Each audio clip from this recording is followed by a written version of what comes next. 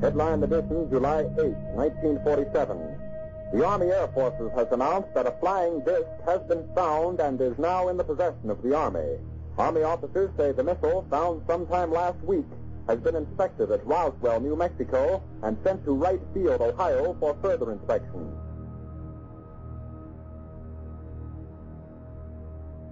Today's edition presents a roundup of the latest developments in the finding of a flying disc.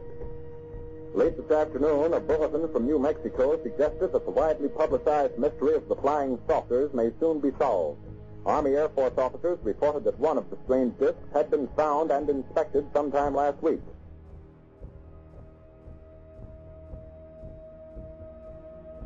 Our correspondents in Los Angeles and Chicago have been in contact with Army officials endeavoring to obtain all possible late information. Joe Wilson reports to us now from Chicago. The Army may be getting to the bottom of all this talk about the so-called flying saucer.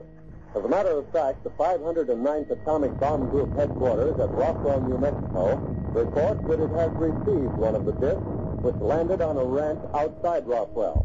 The disc landed at a ranch at Corona, New Mexico, and the rancher turned it over to the Air Force. Rancher W.W. Bridgestone was the man who discovered the saucer. Colonel William Blanchard of the Roswell Air Base refuses to give details of what the flying disc looks like. In Fort Worth, Texas, where the object was first sent, Brigadier General Roger Ramey says that it is being shipped by air to the AAF Research Center at Wright Field, Ohio. A few moments ago, I talked to officials at Wright Field, and they declared that they expect the so-called flying saucer to be delivered there, but that it hasn't arrived as yet. In the meantime, General Ramey describes the object as being of flimsy construction, almost like a box kite. He says that it was so battered that he was unable to determine whether it had a disc form, and he does not indicate its size. Ramey says that so far as can be determined, no one saw the object in the air, and he describes it as being made of some sort of tinfoil.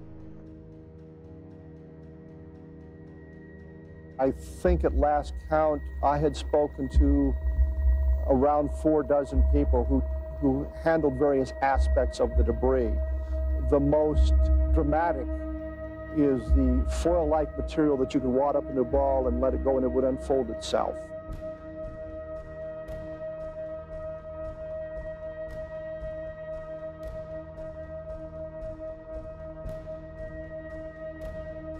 My dad would not have gotten excited over a weather balloon. He was not easily excitable, and this is the most thrilled I'd ever seen him in my life.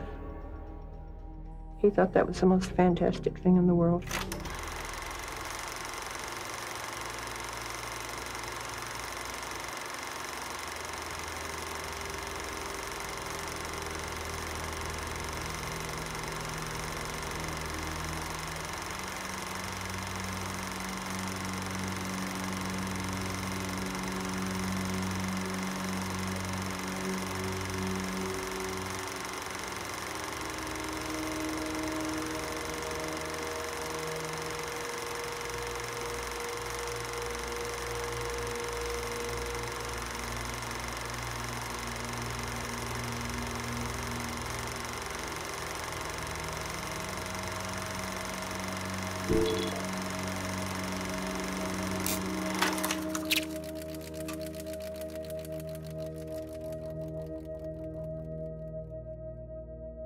Ray Santilli changed his story in 2006. Up until then, he said that what you see on the alien autopsy film is 100% genuine. That is it. Then he changed his story and said, well, it's not quite true. A lot of the film, when we took it out of the canister, had degraded, and we were only left with glimpses of it. So what we did, we restored it, in inverted commas.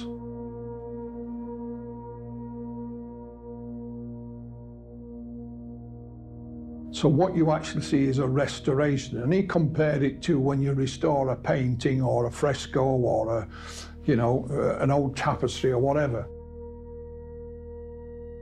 However, you know, why did he make 2 alien autopsy films? Because there are 2. So why would you have to have 2 restorations? If you were restoring the Mona Lisa, you wouldn't do an extra one, would you? Just in case. But he still claims that he did visit a military cameraman back in 1992 while in the United States, and he did show him alien autopsy film, and that his story basically is true, and he's sticking to that. What people don't appreciate is that if you go to any major gallery around the world and you see a Leonardo da Vinci, or you see any of these great works from the 14th, 15th century, a lot of those paintings have been touched up so many times that there's very little on the canvas that actually comes from the original artist, especially the Last Supper, you know, which has been repainted maybe 5 times over the last 400 years. But I don't want to take anything away from the original film. I don't, and the fact that what we did was a restoration of that film. And I still go back to the fact that we put it out there and we asked broadcasters that had so much money, I can't tell you, especially Fox, and say, look, you investigate it, you know, and they spent a fortune investigating it, and they weren't able to debunk the film at all, and over the years, apart from the fact that some people have come out and said they may have been involved, the film still maintains its integrity entirely. And with the release of the CIA papers recently, I think there's no doubt that what happened in 1947 is something that needs to be investigated, and people should really take seriously.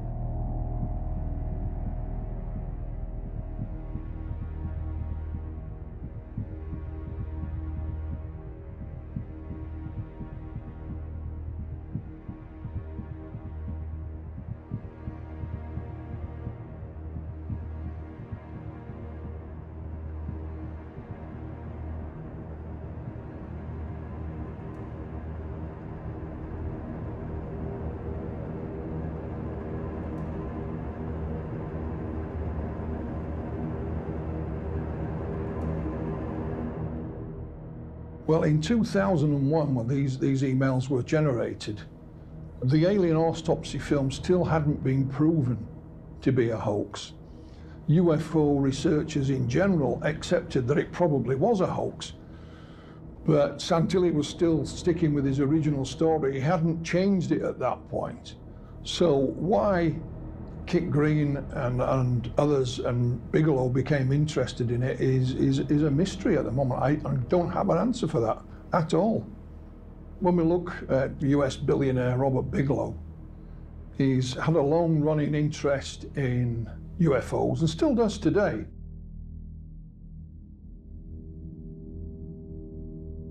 And Bigelow had an organization called National Institute of Discovery Sciences. He employed a number of scientists to work and study UFOs. And it was largely applauded by the UFO community, but there were always, you know, some people who were suspicious.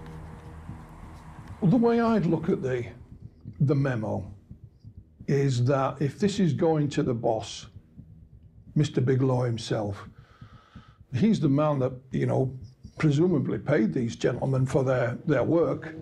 Would you really want to upset the apple cart? I don't know if you would or not. There could well be a possible conflict of interest, and that's something that I don't think's been taken into account. And it's something that I personally think could well be an explanation for the content, or part of the content at least, for this email.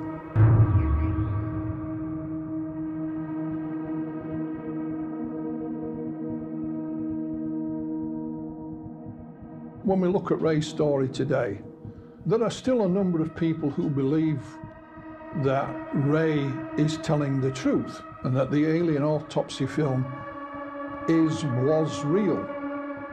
And Ray said that he was threatened by whoever, mysterious forces. It is true that at one point his offices were burgled, but mysteriously the film wasn't stolen. It was still left behind. So there was a burglary, I believe, at Ray's office. So he's used that to his own benefit to say, you know, wink, wink, nudge, nudge. It wasn't a burglar, it was the powers that be, you know, the men in black. But there is no substance to this story, of course, and you know, people will believe what they want to believe.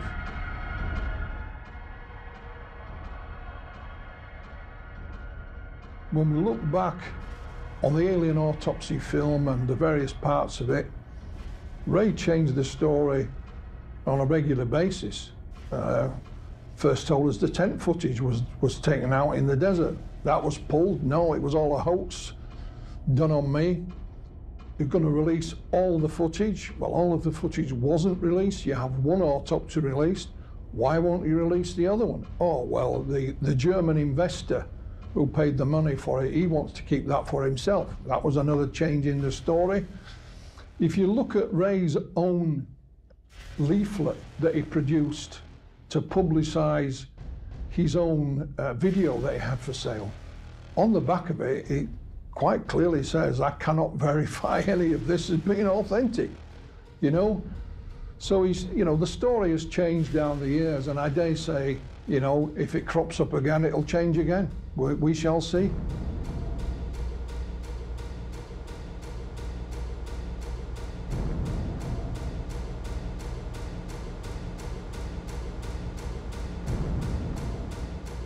One of the misnomers about Ray Santilli and the alien autopsy film is that he will claim that Kodak verified the age. That is not true. Kodak only ever saw pieces of film that had the edge code on it, the edge code being a triangle and a square. Kodak informed him that that edge code was recycled every 20 years, was used in 1927, 47, or 1967. Kodak at no time did see any film with any image of either the creature or the debris film, so they never verified its authenticity. Ray Santilli recently, for example, claimed that Kodak wouldn't analyze the film because they didn't want to get involved in the controversy. This is not true. You know, I personally spoke with Kodak in the UK, which is in Hertfordshire. They would gladly have tested the film for its age. They would not have commented on what the film may or may not have shown, but they would have analysed it for its age. And what is ironic is that Ray Santilli didn't live that far away from them. He could have taken it around and delivered it, you know, in person. Kodak even said, we'll even get the British Film Institute involved, because they are experts in handling and restoring and, you know, commenting on old film. But none of that happened, of course.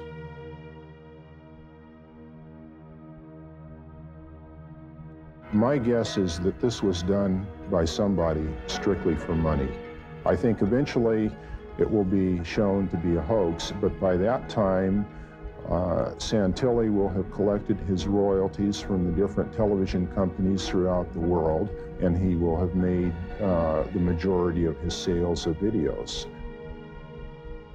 When the alien autopsy film came out and people started to label it as a hoax, there was a number of people who were worried that if it was proven to be a hoax, that some people would then assume that the whole Roswell story was a hoax. Well, that never happened. The two were separated right from the very beginning. What it did do, in fact, was raise the interest in Roswell, the Roswell case in general, and UFOs in general. The alien autopsy film, you know, made its way into popular culture. It was featured in the X-Files TV series, The Simpsons, Seinfeld. You can find, you know, recreations of it in museums in Japan. There was one in Blackpool, believe it or not.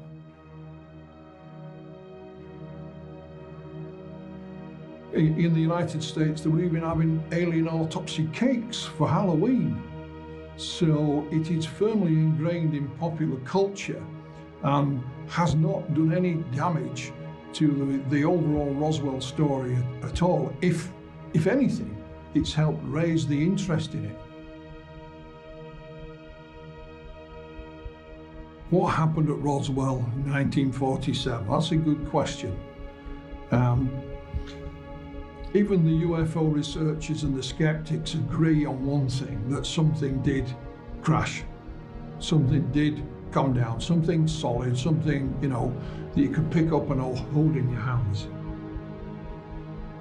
I was recently speaking to one of the main Roswell researchers. There's the name of Kevin Randle.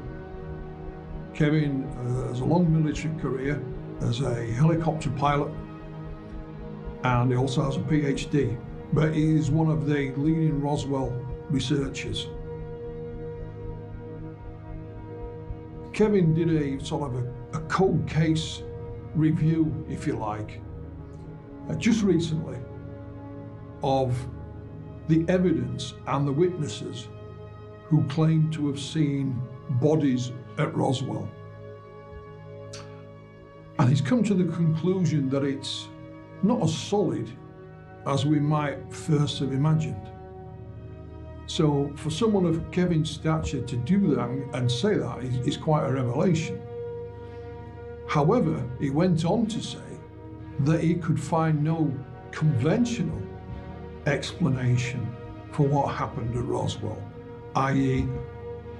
a rocket, a balloon, a mogul balloon, you know, or anything else you can think of.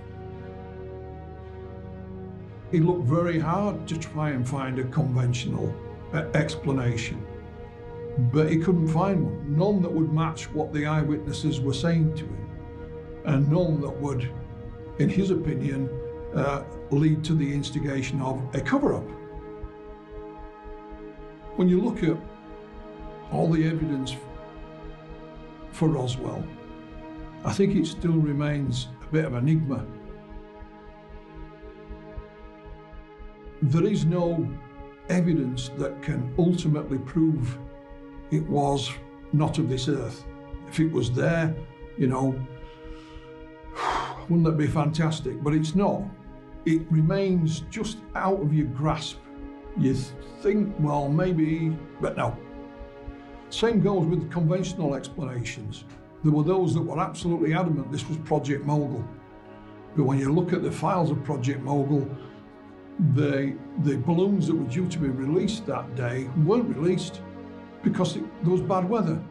And of course, what happened in Roswell was supposed to have happened during a thunderstorm. So that would kind of make sense.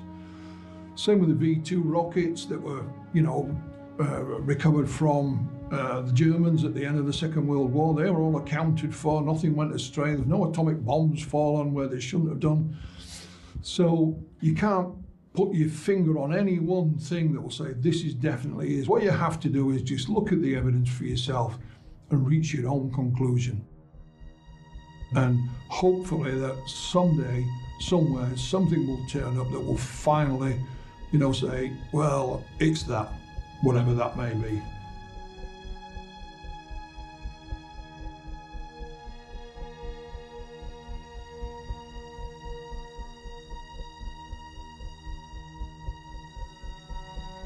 There actually have been, and may now be present in the Earth's atmosphere, strange aerial objects.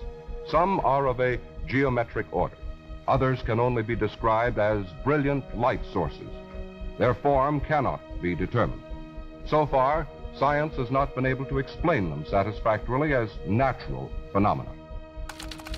We've been circling over Washington for more than an hour, passing through the exact points in the sky where strange objects have been seen. As it grows darker, conditions are improving. If during the next half hour there are any reports on these mysterious blips, we're going to head straight for them. Stand by. Hello? Is this Hood supposed to be on here? Well, I identified myself as the director of the National Investigations Committee on Aerial Phenomena, which for 12 years has been carrying on a private research into UFOs with the intention of trying to get the facts and present them to Congress, the press, and the public.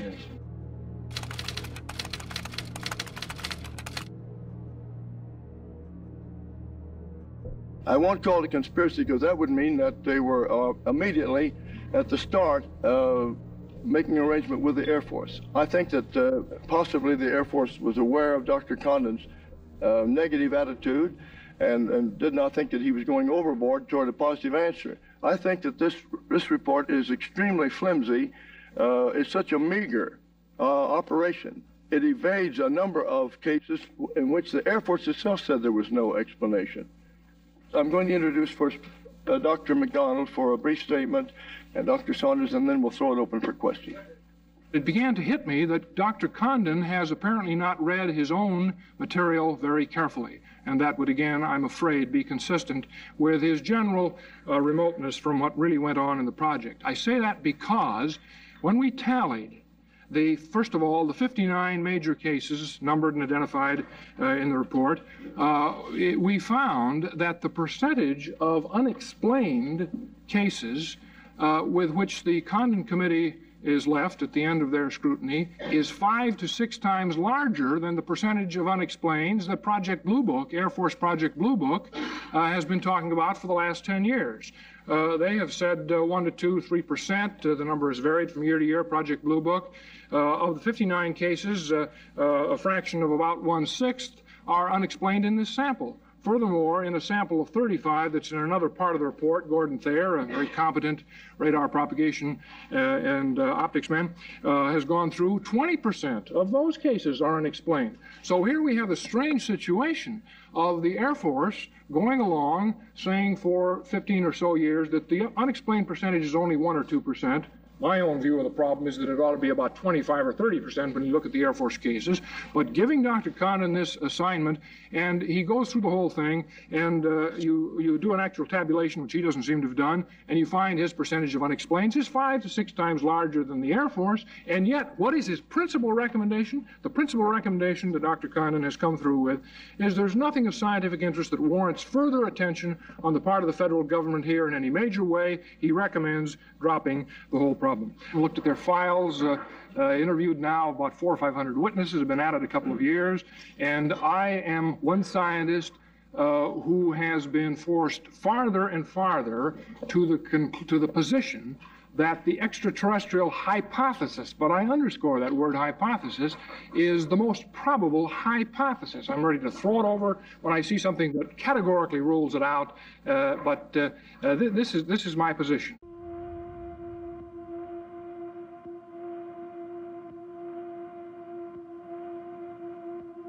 I feel that over a period of time, a couple of years now, that I have been in a position to look at some of the evidence, and certainly I have not seen all of the evidence that might be pertinent.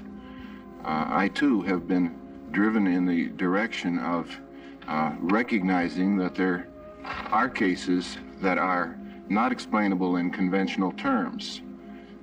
This at least leaves us with the existence of a real UFO. Beyond that, there is the question of whether some of these real UFOs may be under intelligent control. Again, at the present time, I would say that I have seen evidence that is readily interpretable in such terms, but which may also be susceptible of other interpretation. I talked with Dr. Condon so many times, and he said he was always misquoted, but every time he was misquoted, it was always in the one direction. We also have statements from people who were present at the meeting. One of them is a scientist where he told a lot of these funny contactee stories and so forth, and the scientist said that at no time gave any indication of a serious approach to it, and it was obvious if he kept on that way it was going to be a negative report. I happen to have spent some time in the past year making a study of the nature of the kinds of points of view that one can have toward this problem. My conclusion in that area is that there are in fact 5 different points of view that one can have towards this problem. One of these I would label as prejudiced. A second one I would label as being party line. A third one I would label as being skeptical, and by that I mean open-minded. A fourth one would be that point of view of the believer, and a fifth one is the point of view of the contactee. contactee, the individual who operates on the assumption that it is possible to communicate with the occupants of flying saucers or UFOs or whatever you choose to call them. Now, within this framework, we can recognize 2 points of view which are generally opposed to the reality of the UFO phenomenon, and 2 points of view which start from the assumption that the phenomenon is real. And 1 point of view, which I listed in the middle, which starts from the assumption that reports are real and may contain information that is of some potential value. Now, I've been asked to identify myself, and by now it should be obvious that I would prefer to be regarded in that middle point of view. The believer is someone who accepts the idea that there are real UFOs and directs his attention to the question, why are they here? What are they doing? What do they want from us? What are their motivations? There is the assumption of intelligence or intelligent control, but not necessarily the assumption of direct communication between these intelligences and our own intelligence. A non-believer would be someone who did not believe at all in anything connected with UFOs, same way I used to be, thought it was nonsense, complete nonsense. It took reading hundreds of reports and talking with hundreds of witnesses, many pounds and others, before I was convinced. Now, let's say that, all right, you don't have to prove the extraterrestrial answer, but here are reports that prove there have been devices under intelligent control, seen, tracked by radar, sometimes simultaneously tracked by 2 radar stations to get a fix on it. Now, 1 is often enough, but when you get 2 that confirm identically what is seen visually, that's a pretty tight case. Now, the most probable answer was observation by extraterrestrial beings or controlled machines making observations of the Earth. Now, this is exactly what the Air Force said in 1948. They've had a top secret estimate of the situation which said that these things were interplanetary devices.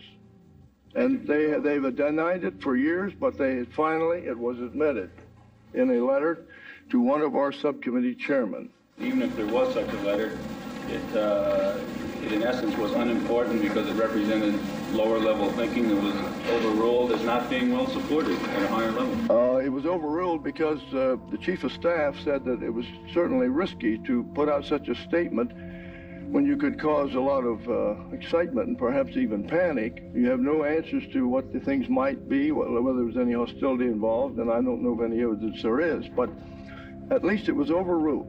But the point is that they denied it all that time. If the National Academy of Sciences had put 1/10 as much time into investigating these things and collecting reports from competent people, I mean daylight sightings of machines, not merely lights seen at night in the sky, formation, changing formation, radar scopes showing the formations and showing objects switch from one to the other, all of which were immediately classified by Air Force regulation. If they'd spent any time looking into it, they wouldn't have made that statement. Now, I was a skeptic too. It took me almost a year before I stopped laughing about it. What it should boil down to is this: an open investigations, independent of any government agency. Maybe the government would have to provide some, but there should be some way of making it open so there would be no chance for charges of being biased, to find out what is back of this. Have we been contacted by extraterrestrial life? There is no right or wrong answer to that question. We could have been, quite possibly. We've talked about Roswell. That could have been, you know, our first contact with extraterrestrial life.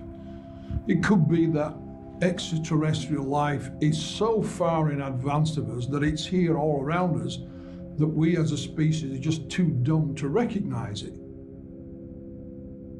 It could be, as the ancient astronaut theorists proposed, that the Earth was visited millennia ago, and that the gods that we've worshipped down the decades, down the millennia, were in fact not gods at all, but they were beings from another star system, chariots of the gods, ancient astronauts.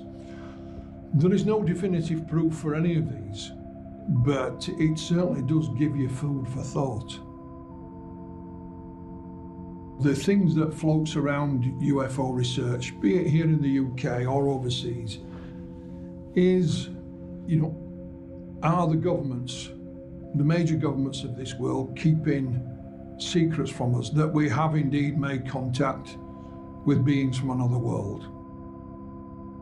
Well, we know that governments do keep secrets. It's part of what they should do. It is their job to keep certain things secret. In my opinion, I think they keep secrets of UFO sightings. I think we can prove that quite easily. But I personally believe that the governments are not hiding any secrets of alien contact. That, in fact, one of the reasons they do keep certain UFO events secret is because they are as puzzled and as baffled as the rest of us.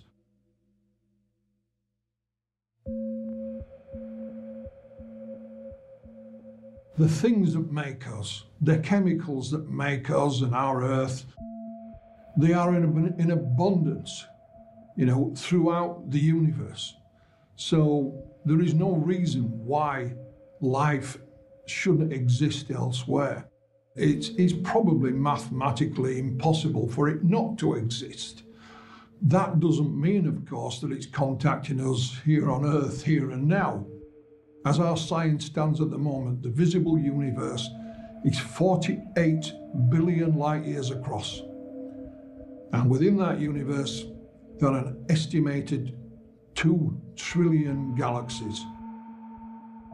Whether you are a believer, for example, in a deity, a god of some kind, and believe in creation, or whether you believe in Charles Darwin and evolution, whichever way you look at it, for us to be alone here on this planet is an awful waste of space, and I think it's highly improbable that we are the only life in this huge universe.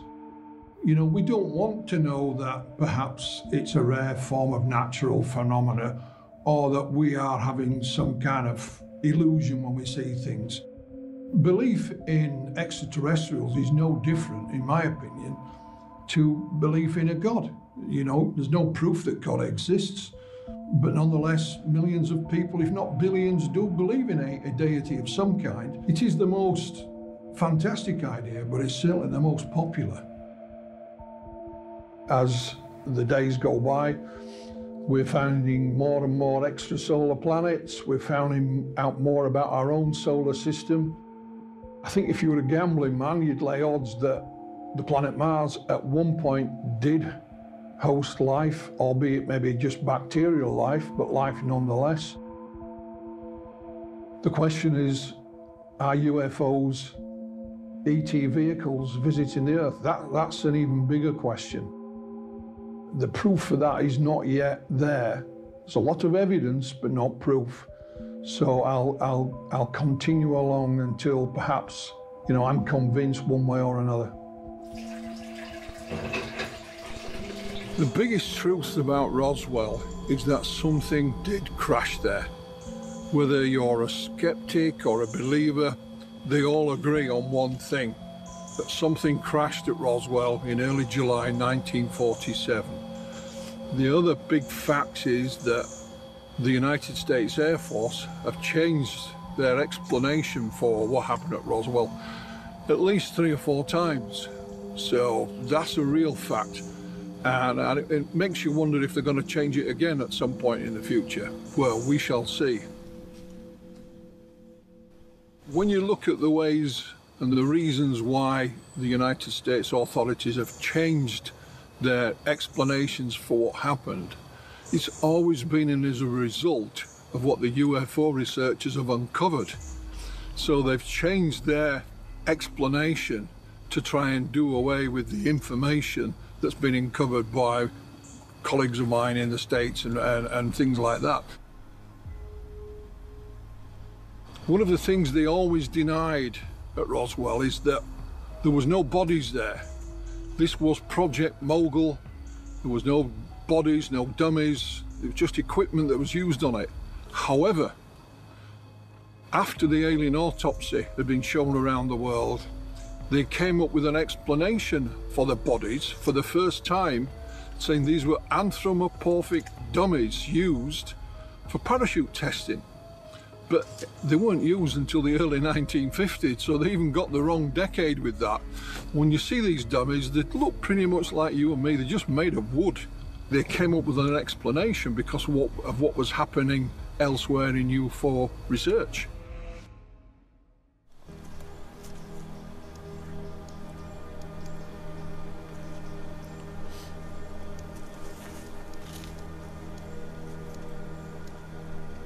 We're just a bunch of warring tribes, aren't we? So if you were flying past, would you really want to call in amongst this mayhem? Perhaps not, which is a shame, because when you see the Earth from space, it is a beautiful looking place. It really is. It does look like paradise. Something did crash at Roswell. You know, even the authorities in the US admit that. The thing about Roswell is that it's a bit of a dilemma, because you cannot find any man-made item, vehicle, balloon, rocket, whatever, that would account for what happened and account for the eyewitnesses' testimony of what they described. On the other hand, when people claim that alien bodies were found, when you examine their testimony, it's usually second or third hand testimony, and it just doesn't add up. It's just out of your grasp. So even if you're a skeptic, you can't positively prove it was a balloon or a crash rocket from White Sands, or if you believe it was an extraterrestrial. Again, you haven't quite got that proof. So you lie somewhere in the middle, and that's why people still continue to research it, of course. From a skeptical approach, when you look at Roswell, the skeptics have hung their hat on Project Mogul. And they'll even say it was Project Mogul launch number 4, I think. But when you look in the archives for that particular launch, it was cancelled because of the poor weather conditions. So even Project Mogul was just a balloon, you know, or an array of balloons. The only thing that was secret about it was what it was looking for, what it was testing for. The actual equipment that it used wouldn't fool anybody, you know. And Major Marcel, who was the first on site, had not long finished his training in using weather balloons, so he knew what balloons looked like, and he certainly wouldn't have been fooled. There are those that believe that at some point, either the President of the United States or the UN will admit that Roswell was X, Y, or Z. In fact, the only US president to ever mention it in public was Bill Clinton, and it was at a speech he did in Belfast many years ago, and it was in result to some young man writing to him. So he mentioned it in his speech in public. I got a letter from 13-year-old Ryan from Belfast. Now, Ryan, if you're out in the crowd tonight, here's the answer to your question.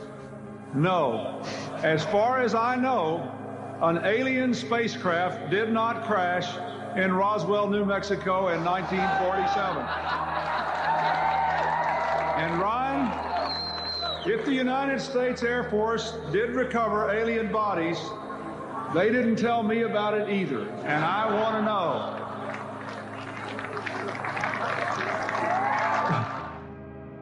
I doubt we'll ever hear any official statement other than what we already have. And all the first-hand eyewitnesses to the events have all gone. They've all passed away. So the chances of finding anything new are slimmer than ever, but we never know.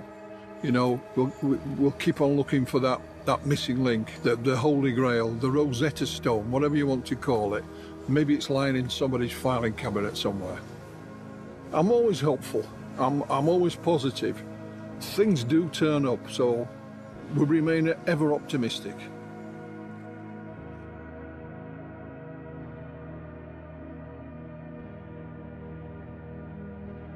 my whole take on the alien autopsy film and new leaks, new evidence and so on takes me back to when I first met Spiros Malaris. Now, Spiros didn't know me from Adam. And I told him there and then that this film will never go away, it will never die. And he thought I was nuts. But now he agrees with me. It will never go away, it will never die. No matter what happens. There are those, as I've said, believe it's real, that Ray Santilli has been silenced. So even if Ray stood up tomorrow and said, I'm sorry guys, you know, but it really was a hoax, and Spiros Malaris and John Humphreys and co really did make it, and it was filmed in a flat in Camden, and Keith Bateman did indeed make the tent footage in a farm in Bedfordshire, there would be those that would not believe him. They would say he's been got at, and he's been forced to say this, and it's all disinformation. So that just makes me sigh. It makes me really sad. And it makes me think, you know, why did I bother for those 14 years? One of the reasons why I bothered, that we've not quite mentioned, is that I, at one point, was called Ray Santilli's accomplice. So it became a personal matter for me. On a personal basis, I'm more than happy that eventually I did indeed get to the bottom of it, as I sat one day and told Ray Santilli I would, and told him to his face, and he just smiled and said, okay. So, you know, I can be quite pleased with myself that I did get to the bottom of it. It just took me a lot longer than I expected.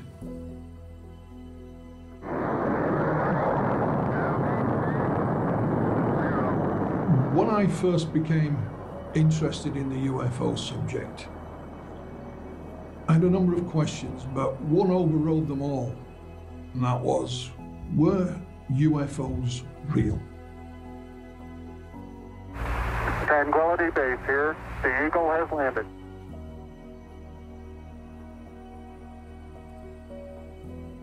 A simple enough question, one you would have thought could be answered in no time at all.